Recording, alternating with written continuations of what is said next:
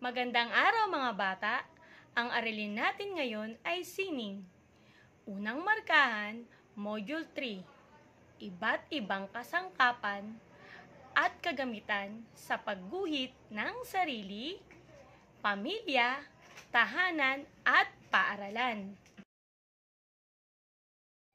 Alamin, may iba't ibang kasangkapan at kagamitan na kakailangan upang makabuo ng sariling larawan o ng ibang tao.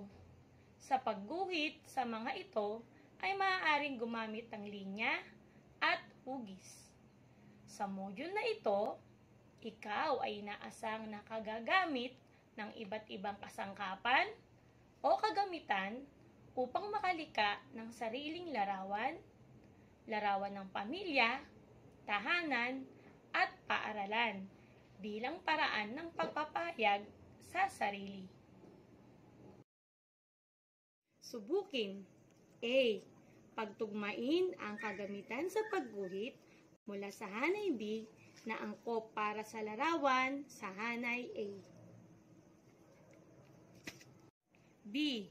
Magbigay ng tatlong natural na materyal na maaaring gamitin sa pagguhit. C. Magbigay ng tatlong nabibiling mga kagamitan na karaniwang ginagamit sa pagguhit. Balikan. Bago ka magpatuloy sa module na ito, iguhit sa loob ng kahon ang hinihingi ng bawat bilang. Number 1. Makapal na linya. Number 2. Manipis at alon-alon na linya. Number 3. Makapal na linyang pabilog. Tuklasin. Pagmasdan ang larawan. Pag-aralan itong mabuti. Pagkatapos, sagutin ang mga tanong sa suriin. Suriin. Number 1. Ano ang nasa larawan? Number 2. Ano-ano ang mga ginamit na materyal para maipakita ang sining na nasa larawan? Number 3. Saan maaaring makakuha nito? Alamin, maraming kagamitan at kasangkapan ang maaaring gamitin sa pagguhit. Halimbawa, dahon, krayola, papel, o bond paper. Ang dahon ay ipinaiilalim sa papel at ikinukuskos ang pangkulay at bumakat ang hugis ng dahon sa papel.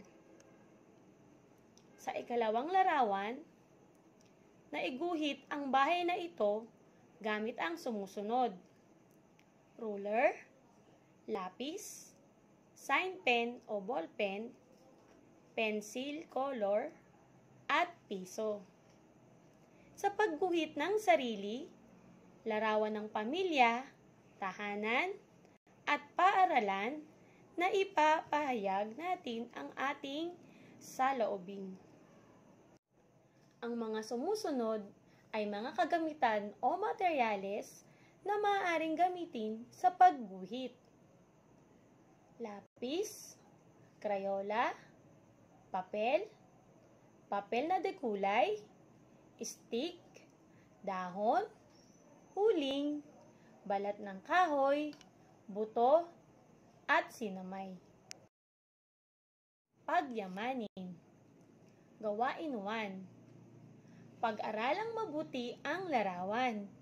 Sagutin ang tanong tungkol dito. Magbigay ng 6 na mga materyales na nasa larawan na ginagamit sa pagguhit.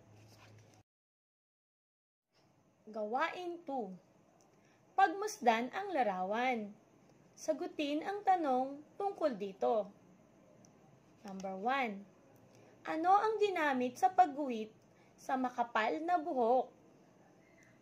Number 2. Ano ang maaaring gamitin para iguhit ang makapal at mapulang labi? Gawain 3. Pag-aralang mabuti ang nakalarawang sining sa loob ng kahon. Sagutin ang mga tanong tungkol dito. Number 1. Ano ang ginamit para makagawa ng frame para sa larawan? Number 2. Ano ang iba pang kagamitan o kasangkapan na maaaring ginamit sa pagguhit? Number 3. Magbigay ng iyong paglalarawan sa larawan ng batang lalaki. Isagawa. Tumingin sa salamin at iguhit ang sariling refleksyon. Pumili sa mga kagamitan at kasangkapang napag-aralan. Sagutin ang mga sumusunod na tanong. Pagtataya. Number 1. Ano-ano ang kagamitang ginamit mo sa pagguhit ng sariling larawan? Number 2. Magbigay ng maikling paglalarawan sa iyong sarili. Isaisip, sa module na ito, natutunan ko na maaaring gamitin ang lapis, dahon, charcoal, uling, sticks, mga buto, at iba pang upang maiguhit ang sarili, mag-anak, tahanan, at paaralan. Upang malaman kung ikaw ay may natutunan sa module na ito, isagawa ang panuto na nakasaad sa tayahin. Tayahin. Ang bahaging ito ng module ay susukat sa kabuuan ng iyong natutunan upang malaman kung ikaw ay magpapatuloy sa susunod na module o hindi. Panuto. Ihanda ang iba't ibang mga kasangkapan at kagamitan sa pagguhit. Iguhit ang iyong mag-anak o pamilya at magbigay ng maikling paglalarawan dito. Karagdagang gawain. Sa bahaging ito, ikaw ay gagawa ng sining mula sa iyong natutunan.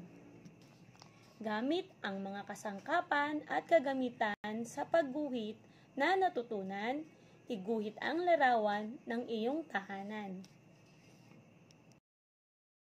Narito ang rubric na pwede mong gamitin para sa iyong likhang sining.